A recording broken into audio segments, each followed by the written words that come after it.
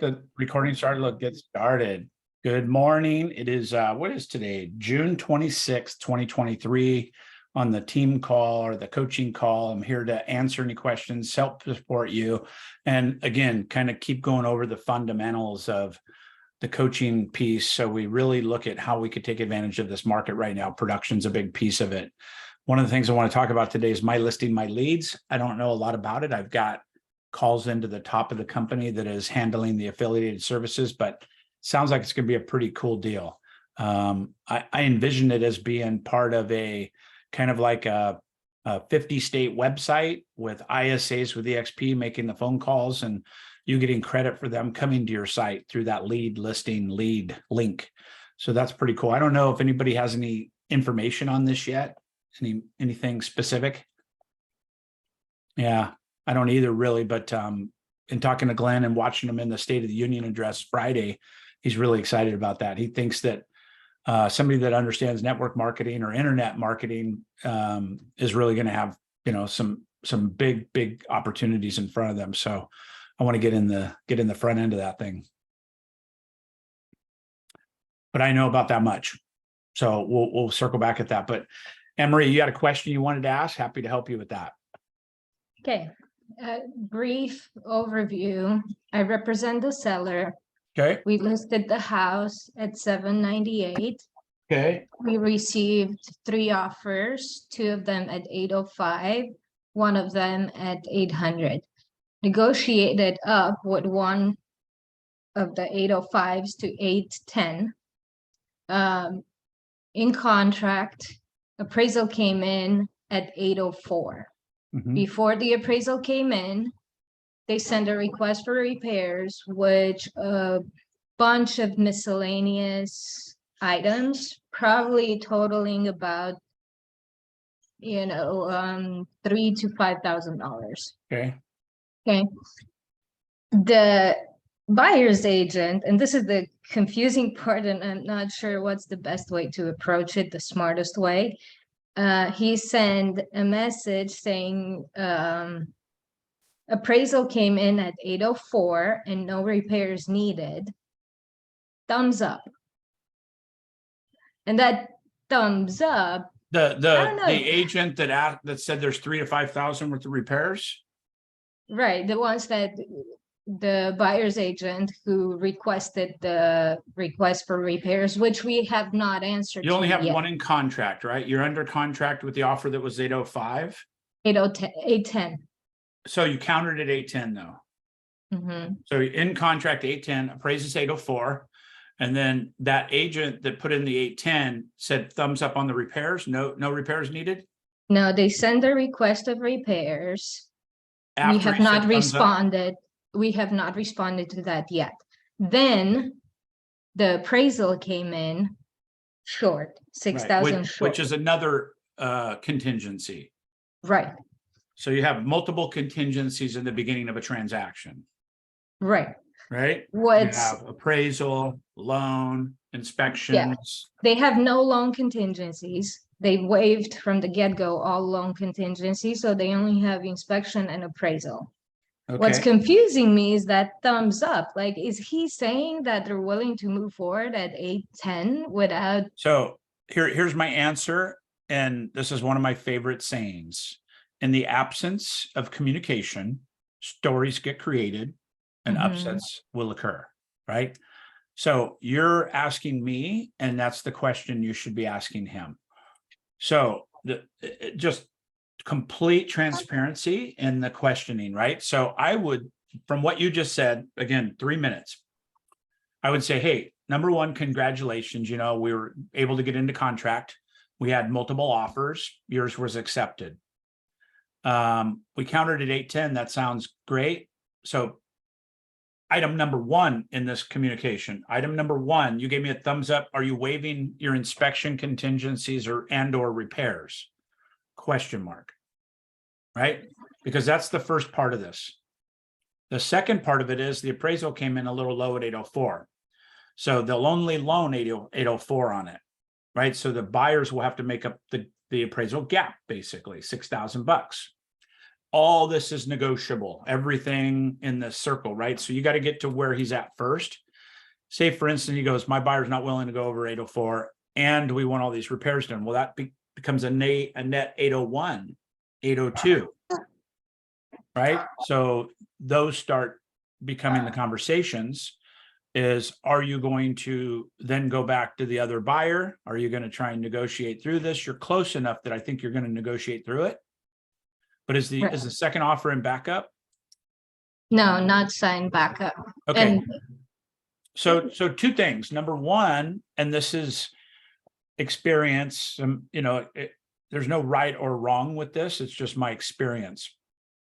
When we have a multiple counteroffer situation, especially when we counter an above price like you did, you usually lose the strongest buyer. It's just fact, unfortunately. When a buyer feels like they put their best foot forward, especially going over asking price like you did, right? It luckily appraised at 804 above asking price. But when you have that, most of the times when you start leaning on them, you lose the best buyers. So I'm always cautious about that. Highest and best or countering above what the ask price and so on. Now, they don't know what the other numbers are necessarily, right? Unless there's an acceleration clause. And so the absence of an acceleration clause means that that is their best offer and they countered to 810. So they accepted that. So you have two things to cover now. You have to cover the appraisal gap contingency. Number one, are they okay with that? And are they okay with coming in $6,000 outside of the loan? Do they have enough cash down payment for that type thing? And then if that's the case, you can negotiate the appraisal out of the contract. The repairs are probably going to prevail here because if there's some repairs that they want, it's all going to come into that price. Right? So you have $3,000 to $5,000 in repairs and a $6,000 gap. So it may be, just talking out loud, it may be where you consult your sellers like, hey, why don't we just go to the 804 appraised price? It's a whisker less, but nothing. We're going to waive the appraisal contingency because it's done. We're going to match it. We're going to not have any repairs because of that. We're going to have a very clean situation. And now we can move forward with the escrow because all contingencies would be effectively removed. I did talk to the seller and they're in agreement with that. My question is, what is the best way to find out from the buyer's agent what their intention is, to come up with the difference or not? Well, that goes a little against what I just said, but you're on the right path. The conversation with the seller is likely going to be different than the conversation with the buyer. Right? The seller may go, hey, we're willing to go to 804 and not deal with this thing, right? And the buyer might say, hey, you know, we're willing to do this if they do that. It's really going to start on the buyer side because they're the ones with the contingency periods and now the data. They have the inspection, they have the appraisal. What do they want to do? So rather than you steering them, because they might say, hey, we're willing to waive the appraisal contingency, make up the difference if you guys kick in $3,000. Then it's math, right? 810 minus 3 is 807. You're still good. Right. Okay. So how do I ask that question through the buyer's agent the best way? So, Mr. Buyer's agent, two things. We have your repairs. I want to just confirm that you're asking for repairs because you gave me a thumbs up saying no repairs. Did I misunderstand that? One. Number two, appraisal came in at 804. We're at 810. We have a little bit of a gap. How do you want to handle that? It's not your job to figure out the solution unless he doesn't know what to do. He gave me a thumbs up on the appraisal, not the repairs. Thumbs up doesn't mean anything to me. I think we want it to mean something, but it doesn't really mean anything. Yeah. Right? Because he could have thrown happy emoji signs at the appraisal with sparkles, and it doesn't really matter. Then he can give you an addendum saying we need the price adjusted at 804. Yeah, I guess part of me, I was hesitant to ask, how do you want to handle it? Because I don't want to plan something that's not in his mind, you know, like if they're willing to come up with the difference. Right.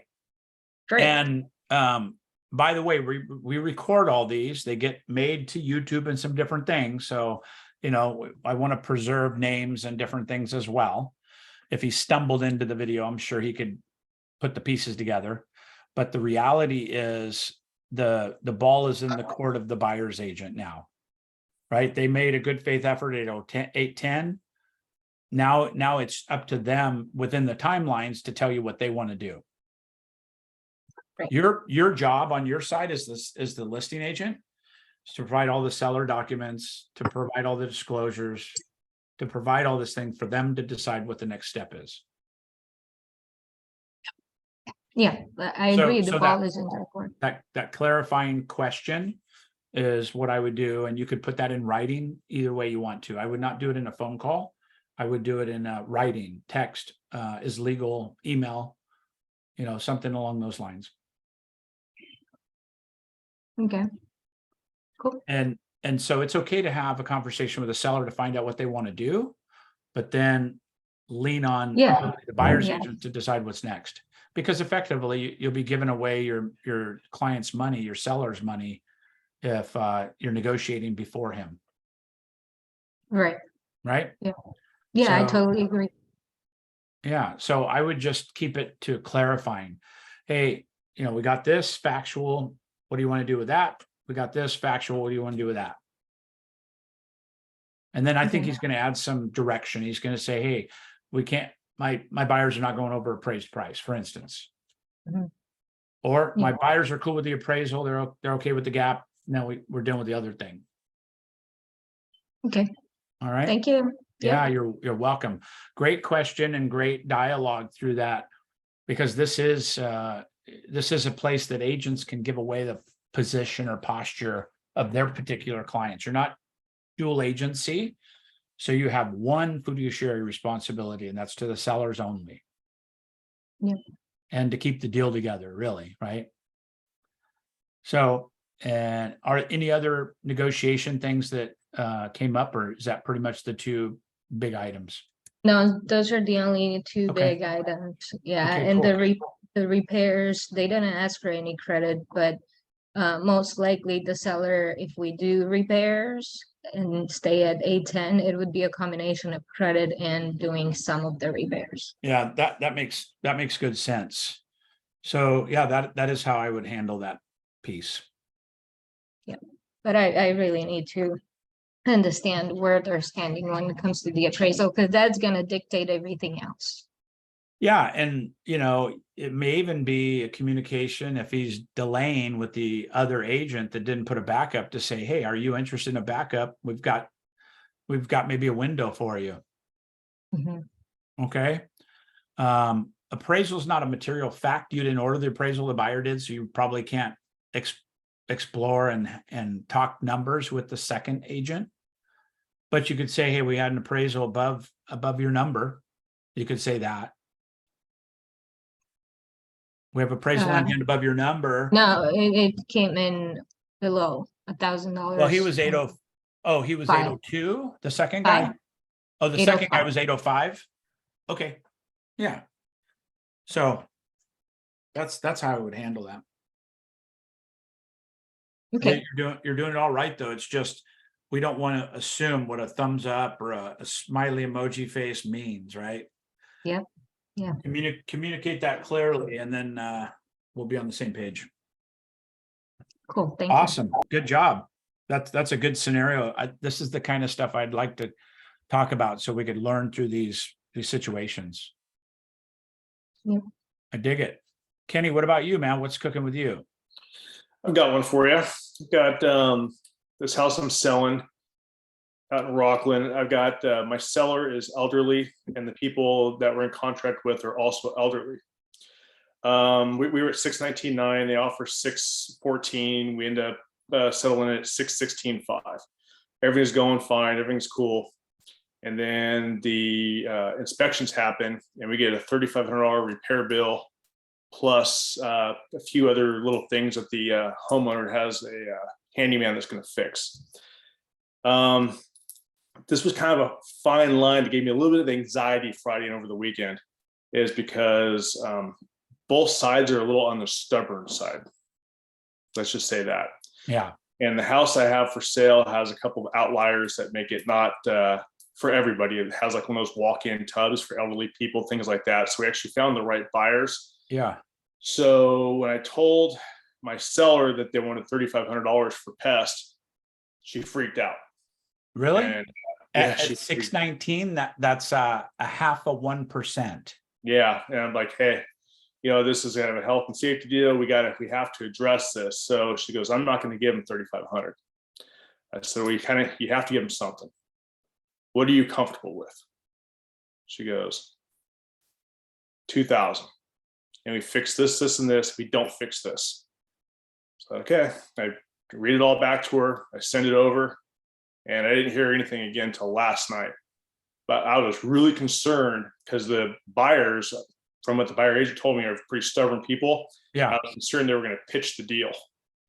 We're cool now, but that's what I was dealing with, and just kind of wanted to see what you did in the situation. Yeah, that's another great scenario that, our job is to negotiate the best we can for our clients.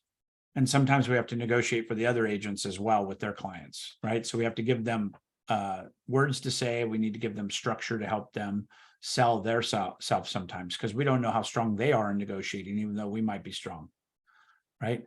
One thing that I will tell you has been really successful through my career is loading the conversations up before you have to have them with your clients, seller or buyer, really establishing some understanding of what's likely to happen, forward pacing them through that. And so what I tell my sellers, I said, we're hoping to get inspection repairs less than 1%. That's a pretty standard number. 250, it's 2,500, 6,000, it's $6,000, $1.5 million, it's 15 grand, right?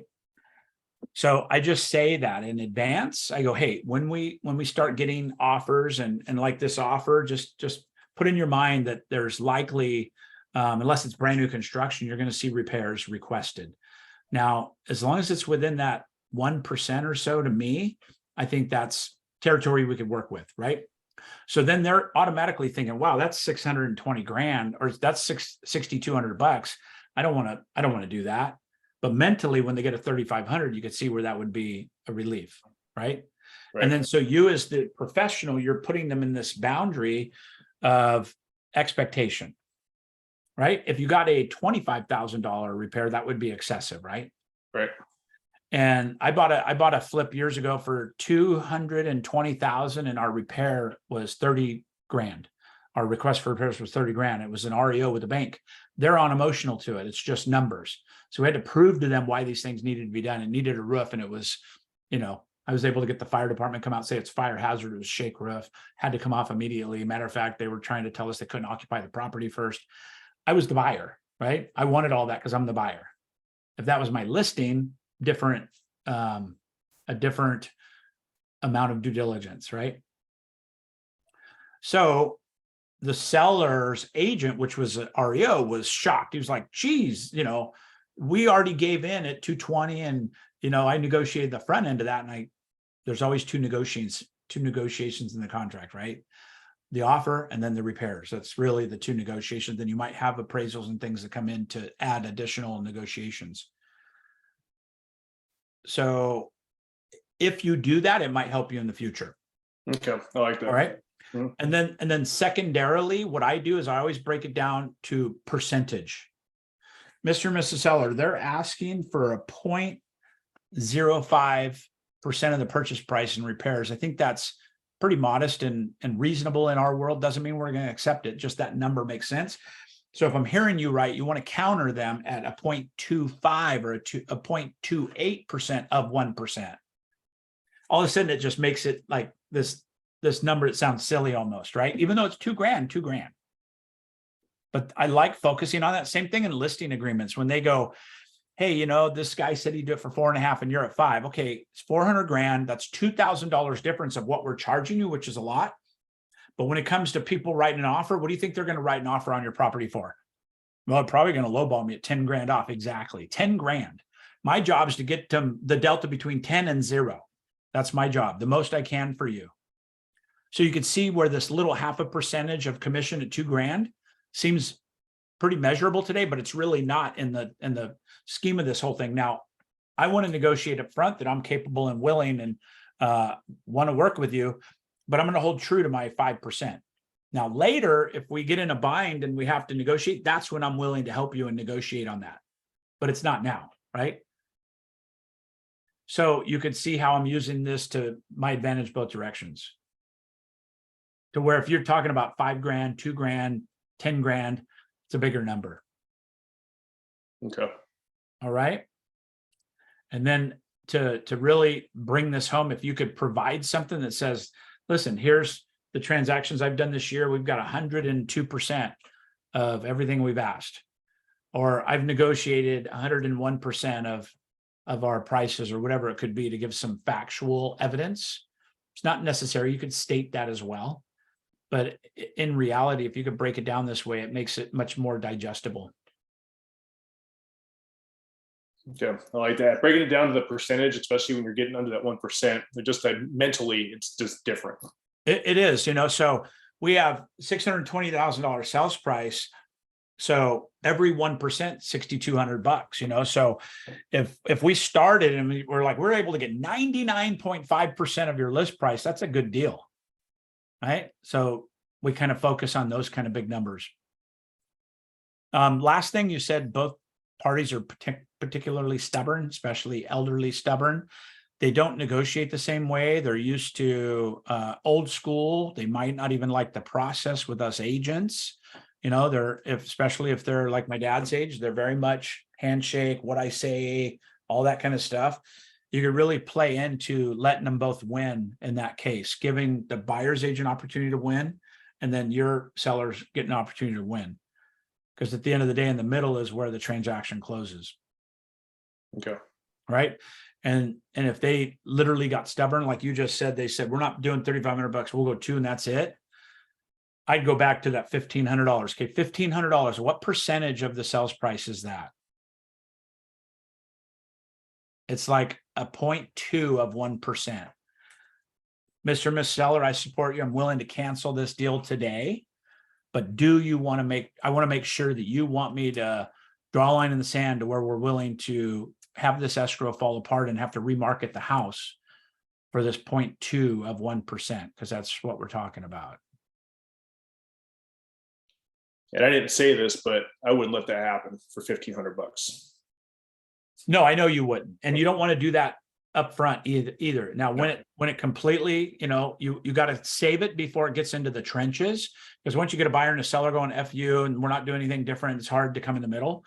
But if I was anywhere, even $5 grand off, I'd ask the other agent to see if we want to make this thing work. I mean, if you're really at the best you could do with your buyers and I'm really at the best I could do with my sellers, now it's up between you and I if we want to save this thing. I do. Do you want to talk about that? But you don't want to give that away on day one. It's just like negotiating your commission to 4.5 or 4 before you ever market it. Right. Right. So many times it's good to say no at least once. Okay. Yep. Or if you had made that previous disclosure that, hey, I'm at 5% and now I'm willing to work with you a little bit. That extra 0.5% is $2 grand. What about if I chip in half, you chip in half? We don't even tell them about it. Whatever. It's all negotiable. Cool. Okay. Yep. Thank you. Awesome. You bet. Good one. Sonia, how are you? You have any questions for me today? We're in I do. Coach's hot seat today. Yeah, I'm sorry. I'm actually trying to get dressed. I had a really late night and a early morning, but no worries. Morning. It's all good. When you were talking to Anna Maria, that backup buyer scenario where you said that she should, go back to them and just kind of see where they stand, that kind of triggered a memory. It was a couple of years ago, and I honestly don't remember which deal it was or what the specifics were, but I had a deal that was definitely falling apart, and I had 2 backup offers that were, signed, confirmed backup 1, backup 2. The backup agent number 1, I remember, was just super aggressive and was calling me almost daily. And so I started talking to him about some scenarios because my seller was really upset. And then in the end, the agent with the primary deal became such a pill I finally just said, look, my sellers are really fed up. I think if this gets pushed any further, the whole deal's going to fall apart. We've already got the backup offer that is saying blah, blah, blah. She flipped out and she basically, and I never really got to the bottom of it because I was too busy, but she basically flipped out and said, well, wait, am I to understand that you've been negotiating with another party while you're still in contract with us? That you can't do that. And she tried to make a big thing out of it with her broker and CAR Legal. So what is the truth about that? So that is accurate. If you're in a contract, then you have fiduciary responsibilities to the contract. If you have an active backup position in place, you're allowed to tell them what's going on with timeframes and keep them abreast of it. You can't get into specifics about money and everything else. But if you have an active backup position, you call that agent and say, hey, I'm just checking in. Are you still good to go? Is your buyer still love this house and all these things? And if she goes, absolutely, we'd love to be in position. Then I might be more aggressive with buyer number one that's in position. Which is basically what happened. But where is the line between checking in and quote unquote having negotiations? So here's the line, and this is something I've always used, and it's always kept me. Matter of fact, I've never been sued, never even had to be across the table from anybody in thousands of transactions. Is I tell them, picture yourself in court in front of the judge telling your side of the story. And let that sink in for a minute. So if you get that little feeling in your gut, like, you shouldn't be doing something, avoid that kind of stuff. So that's number one. I always look at it like, okay, if I call the buyer, the second buyer, and I go, listen, if you come up $3,000, I think we're good, right? That's not going to look good to you in court, right? Right. So obviously that's an avoidance. So I use that as my first thing, right? I always look at it like, what's this email going to look like in court? What's this text message going to look like in court? And it saved my bacon 1,000 times, 1,000.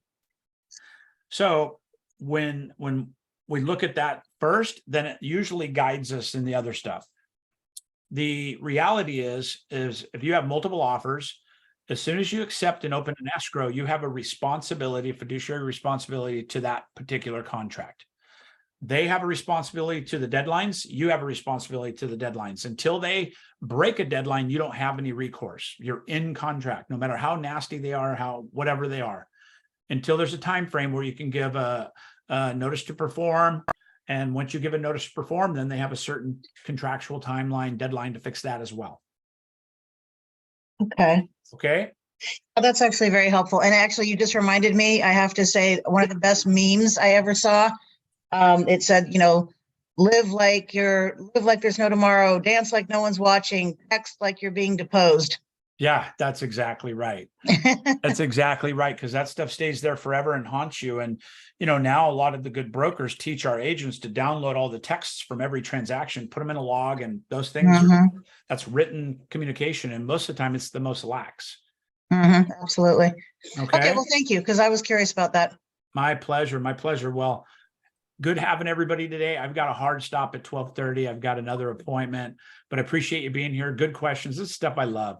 This is the stuff that I think we can help the most with.